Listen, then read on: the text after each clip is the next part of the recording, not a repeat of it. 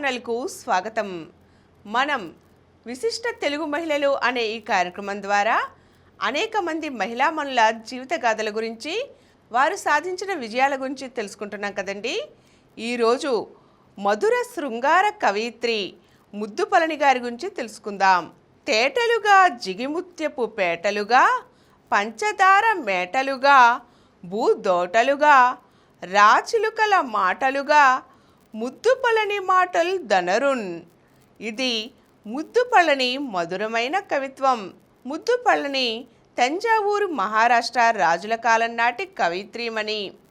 ఆమె రచించిన రాధికా సాంత్వనం తంజావూరులో వెలువడిన శృంగార కావ్యాలలో కడపటిదని కొందరు భావిస్తారు.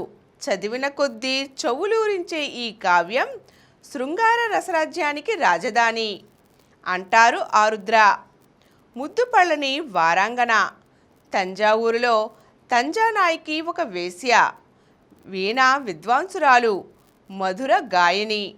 ఆమె అయ్యావయ్యా అనే గృహస్థుని పిల్లలను పెంచుకుంది. అమ్మాయి పేరు కూడా విచిత్రంగా తంజానాయికే. అబ్బాయి పేరు ముత్యాలు. చిన్న తంజానాయికి వేశ్యావృత్తిలో ఉంటూనే కూతుర్ని కన్నది. ఆమె పేరు రమామణి. తంజానాయిని సోదరుడు ముత్యాలు పెళ్లి చేసుకున్నాడు. అతని 7 సంతానంలో 3 ఆడపిల్లలు, అందులో పెద్ద కుమార్తెయే ఈ పళని. తమిళ దేశంలో పళని క్షేత్రంలో కుమారస్వామి ఆలయం ప్రసిద్ధం. పిల్లల పేరు ముందు ముద్దు అని పేరు పెట్టడం దక్షిణాదిన సాధారణం. అందుచేత ఈమెను ముద్దుపళని అనిగా పిలిచేవారు. ముద్దుపళని సాహిత్య విద్యా విశారద, లలిత కళల్లోనూ ఆరితేరింది. విటులేగాక విద్వాంసులు కూడా ఈమె ఇంటిలో కనిపించేవారు. ఆమె అందచందాలకు, ఆటపాటలకు మెచ్చిన రాజప్రతాప సింహుడు ముద్దుపళని ఆదరించి సత్కరించారు. ముద్దుపళని రసికురాలే కాదు, భక్తురాలు కూడా. తిరుమల తాతాచార్యుల వంశంలోని రాఘవాచార్యులు ఆమెకు గురువు. ఈమె వ్రాసిన కావ్యం పేరు రాధికా సాంత్వనం. దీనికే ఇలాదేవీయం అనే మరో పేరు కూడా ఉంది. ఇది శృంగార ప్రబంధం. శ్రీకృష్ణుడు కలలో కనిపించి ప్రబంధం వ్రాయమన్నారట. 4 ఆశ్వాసాల ఈ కావ్యం శ్రీకృష్ణునికే అంకితం. రాధ కృష్ణుని మేనత్త కాగా, ఇలా మేనమామ కూతురు. ఇళ మీద మక్కువ చూపిన కృష్ణుని మీద రాధ అలగడం, ఆ అలుకను తీర్చి కృష్ణుడు సముదాయించడం ఈ కావ్యంలోని వస్తువు. సాంత్వనం అంటే అనునయించడం, ఓదార్చడం అని అర్థం. ముద్దుపళని కవితారీతిని గ్రహించడానికి కోపగృహాన ఉన్న రాధతో కృష్ణుడు పలికిన పద్యాన్ని పరిశీలిస్తే ఆమె సాహిత్యాభిరుచి తెలుస్తుంది. వాస్తవానికి ముద్దుపళని కావ్యంలోని గొప్ప కవిత్వ ధోరణులు కానీ, విశేష చమత్కారాలు కానీ చదువులకు కనపడవు.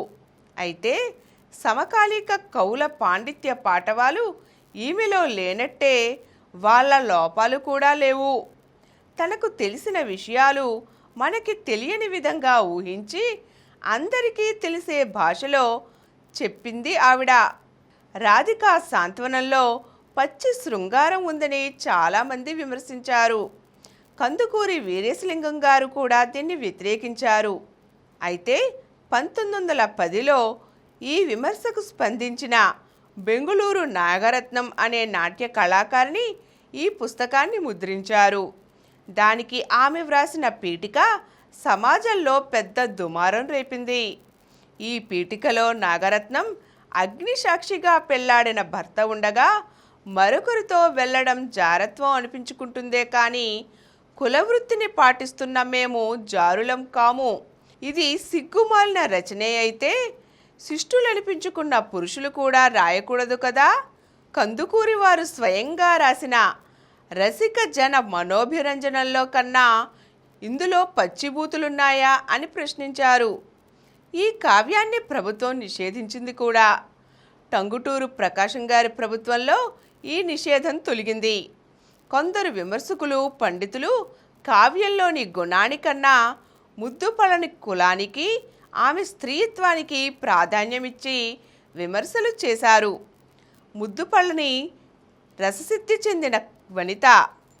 ముద్దుపళ్ళని అభివ్యక్తంలో కొత్తదనం ఉంది. వ్యక్తీకరణలో స్త్రీ మనోభావాలు ఉన్నాయి. పలుకు పలుకున తళుకు బెళుకులొలికించు లలిత కవితకు ఆమె నిధి. శృంగార కథాకథనంలోనూ రసావిష్కరణలోనూ తనకు తానే సాటి అయిన మేటి ఆమె. తెలుగు భాషకి అమూల్యమైన సేవ చేసిన సిపి బ్రౌన్ ఆమెను ఎంతగానో ప్రశంసించారు.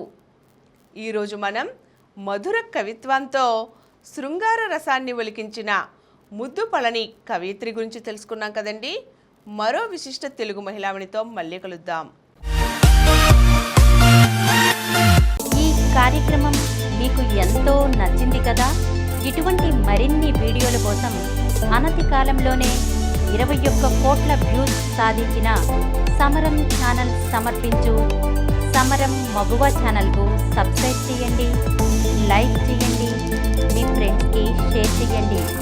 అలాగే ప్రక్కనున్న గంట సింబల్ని ప్రెస్ చేయడం మర్చిపోకండి.